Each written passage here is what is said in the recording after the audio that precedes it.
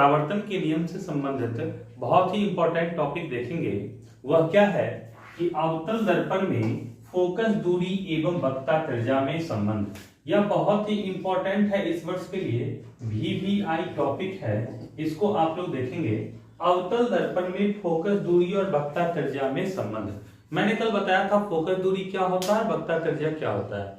Focus दूरी होता क्या है कि जब किसी दर्पण के सामने प्रधान अक्ष के समांतर आ रही प्रकाश की किरण दर्पण से परावर्तित होने के पश्चात जिस बिंदु से लौटती है या लौटती हुई प्रतीत होती है उसे ही फोकस कहते हैं। तो देखिए, तो यहां हमने देखा कि माना कि MN एक दर्पण है। MN क्या है? एक अवतल दर्पण है। अवतल कहने का मतलब क्या है? जिसका परावर्तितता धसा हुआ है। तो MN एक अवतल दर्पण है जिसका प्रधान अक्ष PC है। PC क्या है आपका? प्रधान अक्ष। प्रधान अक्ष या मुख्य अक्ष किसको कहते हैं? जो ध्रुव से गुजरने वाली रेखा होती है उसी को क्या कहते हैं? प्रधान अक्ष या मुख्य अक्ष। तो देखेंगे अब इस प्रधान अक्ष के समांतर AB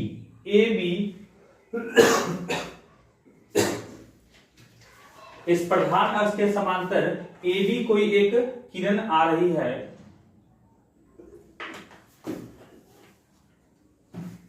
जो कि परावर्तन के पश्चात F से गुजर रही है। देखिए, ये जो किरण है यह AB दर्पण से टकराने के पश्चात कहां से गुजर रही है?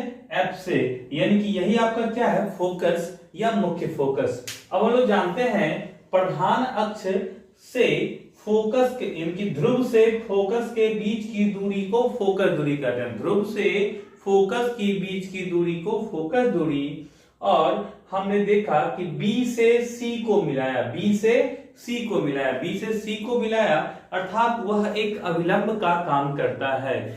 जब यह अभिलंब का काम करेगा BC, तो अब हम जानते हैं C क्या होता है? वक्रता त्रिज्या। तो अब ध्रुव से वक्रता त्रिज्या के केंद्र के बीच की दूरी को वक्रता त्रिज्या कहते हैं।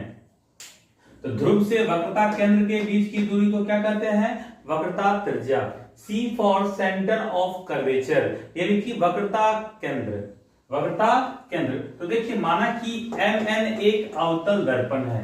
MN क्या है? हमारा एक अवतल दर्पण है जिसका ध्रुव P, ध्रुव क्या है आपका?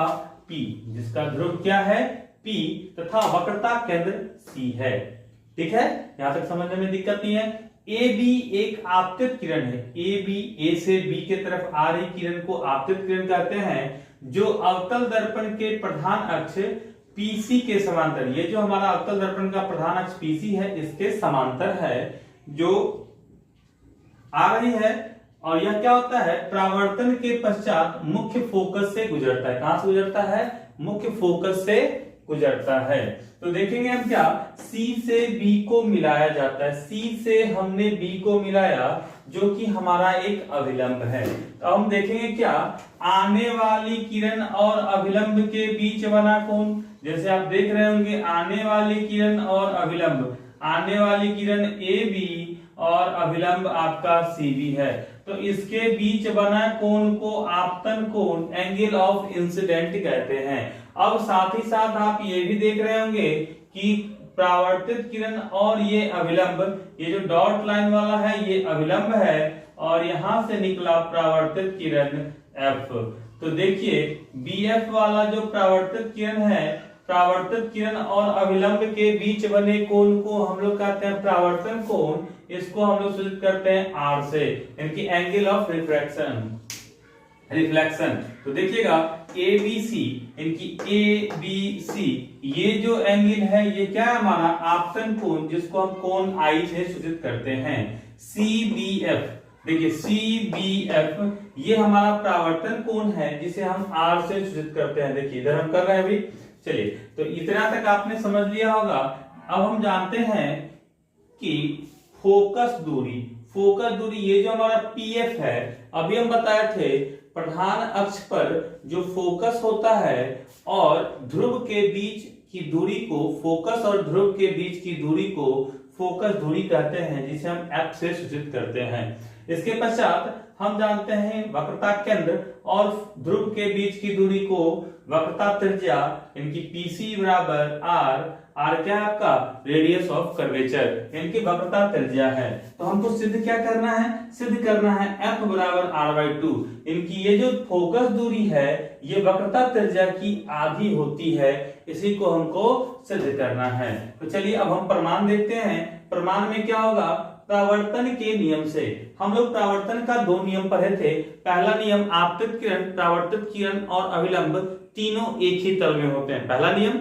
दूसरा नियम पढ़े थे आपतन कोण का मान परावर्तन कोण के मान के बराबर होता है। तो हमने देखा कि आपतन कोण का मान परावर्तन कोण के मान के बराबर होता है। तो परावर्तन के द्वितीय नियम से, द्वितीय नियम क्या कहता है, आपतन कोण का मान परावर्तन कोण के बराबर है, अर्थात आपतन कोण हमारा क्या हो जाता है, यहां से देखिएगा आपतन कोण ABC बराबर I, तो आपतन कोण आपका ABC हो गया, परावर्तन कोण क्या हो गया CBF, परावर्तन कोण क्या था आपका CBF, तो हमने CBF ले लिया। इसको समीकरण 1 मान लेते हैं। तत्पश्चात हम चलते हैं AB और C पैरेलल CP है। अब देखिए तो हम स्टार्टिंग में लिखे हैं कि AB जो है समांतर है CP के, प्रधान अक्ष के समांतर आपतित हो रही है, तो AB पैरेलल CP है और CB एक तिर्यक रेखा। जब दो समांतर रेखा को कोई एक तिर्यक रेखा काटती है तो एकांतर कोण का मान बराबर होता है।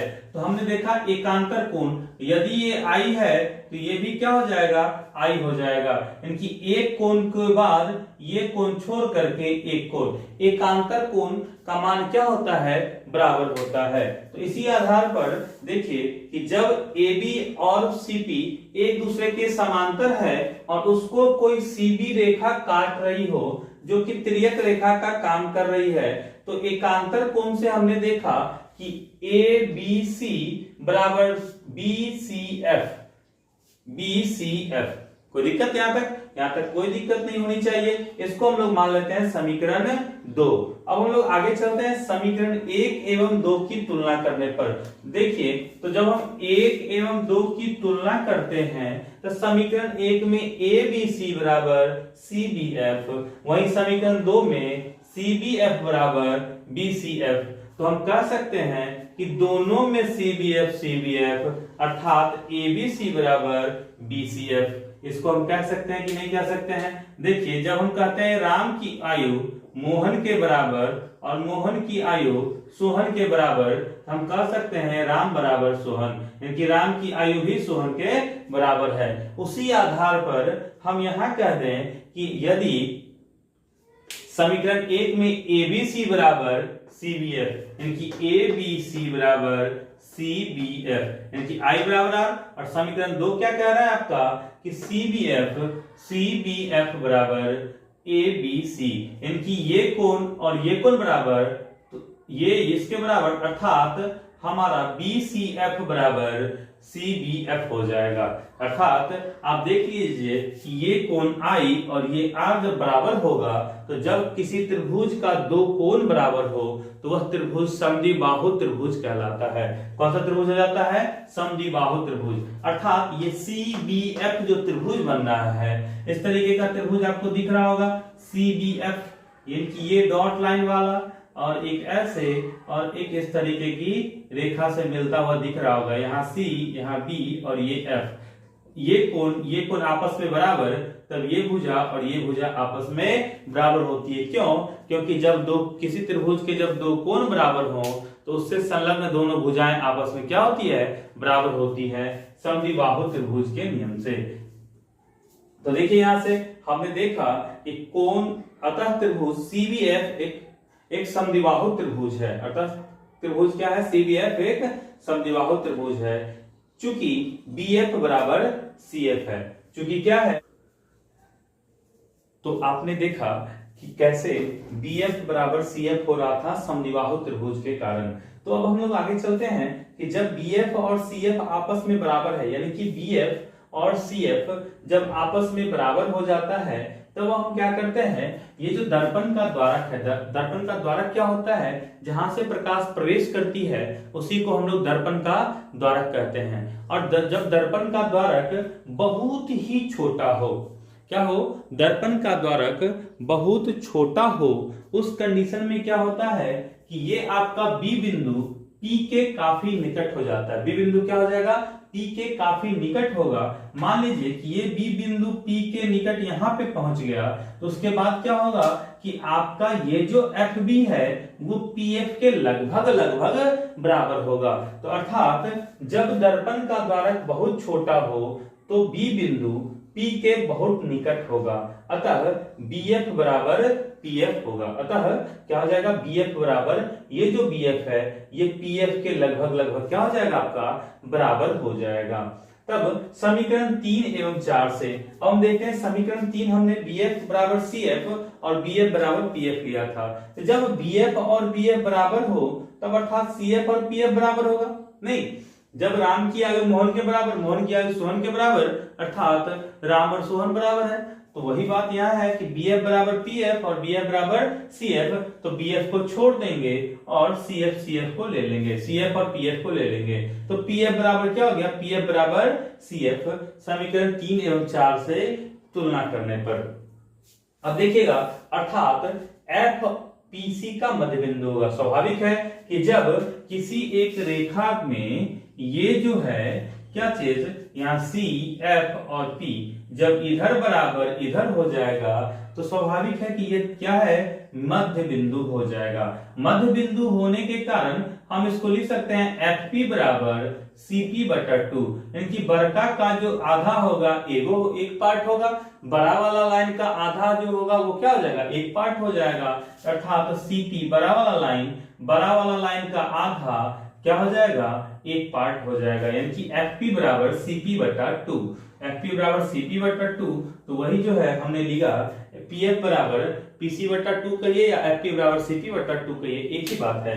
तो इस तरीके से अब हम देखते हैं PF तथा PC का मान रखने पर। अब देखिए PF का मान, PF क्या है, आपका फोकस दूरी है। हमने बताया ध्रुव से फोकस के बीच की दूरी को फोकस दूरी कहते हैं, जिसको हम लोग स्मॉल f से सूचित किए हैं। उसके बाद ध्रुव से वक्रता केंद्र के बीच की दूरी को सेंटर ऑफ कर्वेचर, जिसको C से सूचित किए हैं। इसके बीच की दूरी को वक्रता त्रिज्या, जिसको कि कैपिटल R से सूचित करते हैं। तो अब देखें हम कि PF बराबर स्मॉल f और PC बराबर R रख दिए, तो PF बराबर F और PC बराबर R। तो अब देखिए कि F बराबर R/2 हमको प्रूफ हो गया।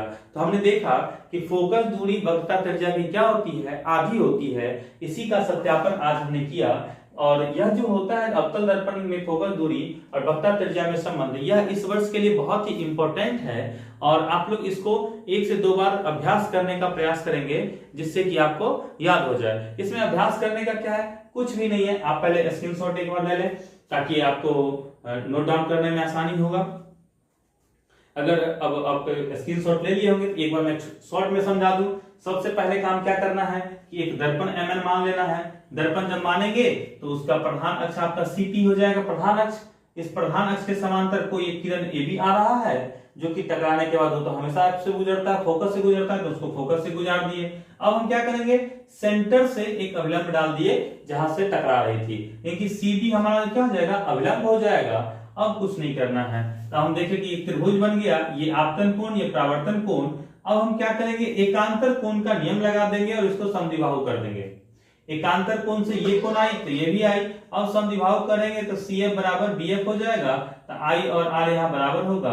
अब लास्ट काम कर लेंगे, जब ये भुजा इसके बराबर कर ही लिए तो अब कुछ नहीं करना है, B को ले आना है P के नजदीक। कैसे, दर्पण का द्वारक छोटा कर देंगे तो B P के नजदीक हो जाएगा, अपने ये PF और CF बराबर हो जाएगा।